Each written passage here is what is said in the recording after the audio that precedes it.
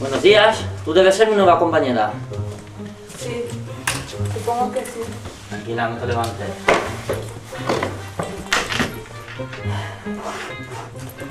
Esto funciona así. Muchas veces cuando venimos a grabar, no conocemos a la persona que tenemos al lado. Chicos, quedan 5 minutos. ¿Todo en orden? Sí, gracias.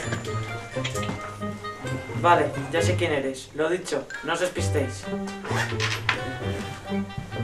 Disculpe, ¿Sí? ¿podría indicarme por dónde accede el personal? Un momento. ¡María Jesús! ¿Qué horóscopo eres? ¡Hijo! ¿Cómo te irá en el amor? Cuando estás tan in love, te olvidas de tus amigas. Eso no puede ser. Repasa tu agenda y llama a la gente que tienes abandonada. Mejor día el lunes. Vale. Es mi primer día, vengo por el trabajo. Menos mal, llevo toda la mañana esperándote. Me dijeron que viniera sobre las 12. Te dijeron mal. Vosotras llegáis a primera hora. No podéis molestar durante la grabación. ¿Necesitas alguna cosa? No, creo que no. Esa es la ropa que vas a llevar, ¿verdad?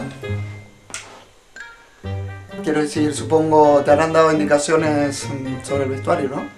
He traído mi uniforme. ¡Uniforme! Olvídate.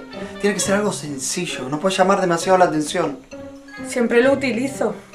Si quieres, aquí tenemos algunas cosas que pueden ser de tu talla, aunque la ropa que llevas está perfecta. Entonces será mejor que no me retrase. ¿Entro por aquí? Al vestuario se accede por la puerta del callejón. Allí podrás cambiarte. ¿Cambiarme? Me dijeron que podía venir con ropa de calle. ¿Ah, sí? Tú misma, yo no quiero saber nada. Disculpad, no queda nadie por llegar, ¿verdad? Hoy no me han pasado ninguna lista. Supongo que no.